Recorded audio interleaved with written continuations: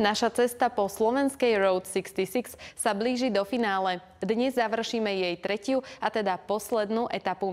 V letnom seriáli Motorkou po Slovensku dorazíme k poľským hraniciam. Čaká na vás adrenalín, folklór a aj kúsok histórie. Vyrážame do Helpy.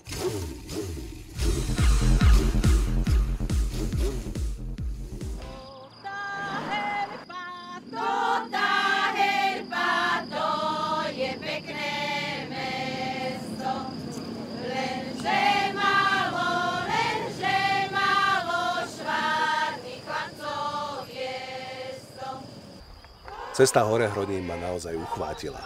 Povedal by som, že je to raj pre motorkára. Snažíme sa uchovávať túto tradíciu a vždy si hovoríme, že dedičstvo otcov zachovajú nám Pane. Nie len to nehmotné, ale aj hmotné, teda naše kroje. Vážime si to. A keď prídu naše deti aj z mesta, tak sa snažíme obliecť ich do toho kroja, aby sme im to pripomenuli. Takže žijeme stále tým folklórom a tým, čo nám zachovali naši rodičia a prastarí rodičia. V Amerike sme mali také stretnutie s takou mládežníckou kapelkou, ktorá parodovala a napodobňovala Elvisa Presleyho. No a bolo to celkom podarené. Ale v Helpe nám krásny Helpan zaspieval slovenské ľudové pesničky a bolo čo počúvať. Potešenie moje. Keď som videl v Amerike, z čoho všetkého dokázali Američania urobiť show a biznis, tak si myslím, že na našej slovenskej Route 66 máme omnoho viac atrakcií, možností, krásnych zážitkov, ktoré vieme ponúknuť turistom ako v Amerike. Len ich treba objaviť, zbaliť si svoje saky-paky a vyraziť na cestu 66, ako spieva Rolling Stones.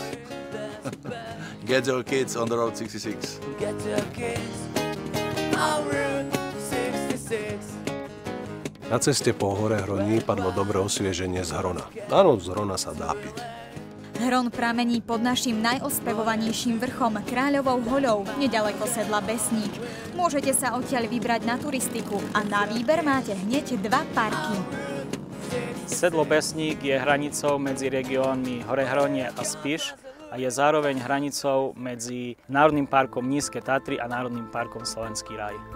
Ak sa rozhodnete pre túru po Spiši, môže sa vám stať, že voľne na lúke nájdete napríklad aj vzácnu orchideu. Kopanecké lúky sú najvýznamnejšou lokalitou lúk v Národnom parku Slovenský raj, nakoľko je tu najvyššia biodiverzita v celej Európe, 74 druhov vyšších cievnatých rastlín na meter štvorcový. Takže tu sa nachádzame v záhrade Európy, ale v tej divej záhrade.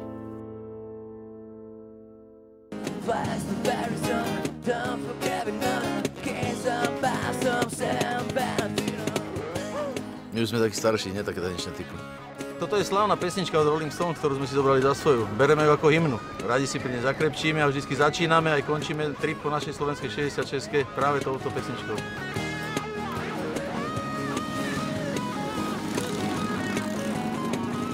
Keď prídu Mohamedáni, tešia sa, vy tu máte mešitu. Keď prídu Židia, tešia sa, že vy tu máte synagógu. A je to skutočne evangelický kostol.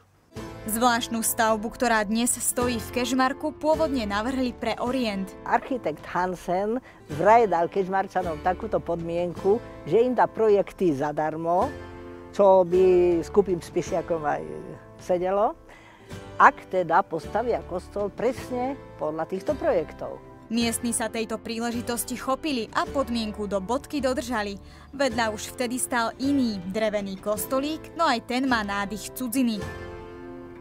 Kežmarčania ho vraj postavili bez použitia kúska kovu spolu s námorníkmi zo Švédska. Dôkazom sú okrúhle okná a strop, ktorý pripomína čelo lode.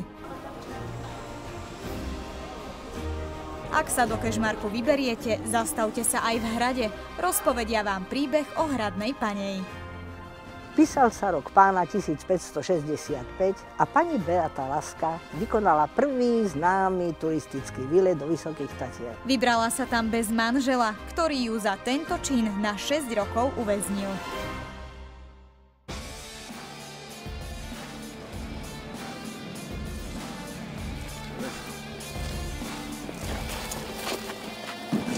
My tu jazdíme nejaký 10-kilometrový okruh.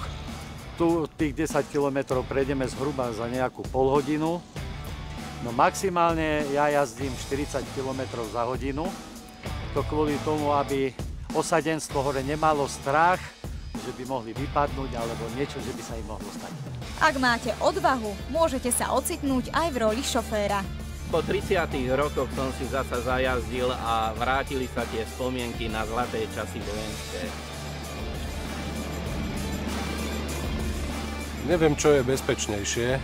Myslím, že ten transportér bol adrenalinovejší pri tej 40-ke ako motor.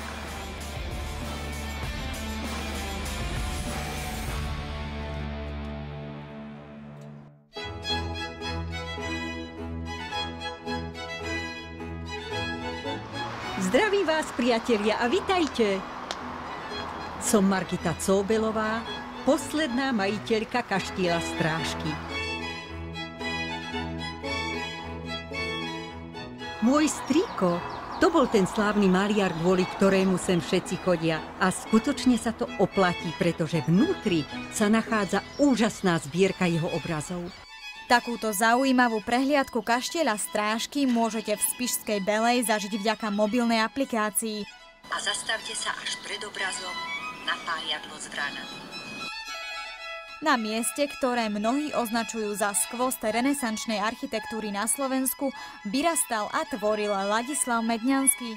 Patrí medzi najvýznamnejších stredoeurópskych maliarov 19. storočia. Medňanský je autorom diela Potok za humnami. Tento obraz bol vybratý za námed na slovenskú známku a táto poštová známka v roku 2003 získala cenu Grand Prix ako najkrajšia známka na svete. Bonusom celej cesty je pohľad na tatranské končiare. Myslím, že to je vlastne to vyvrcholenie celej cesty, ktorá končí na poľskej hranici. Je taký malý ekvivalent americkej Route 66, ktorá ide z východu na západ alebo z západu na východ, naša ide z juhu na sever. Americká má 4000 km, naša má 267 km. Americkú prejdete za 18 dní, keď chcete vidieť tých pár atrakcií, našu Slovensku, no aj za pol dňa, ale keby ste chceli vidieť všetko, tak vám to bude trvať niekoľko mesiacov. A zdolali sme slovenskú Route 66. Gratulujem.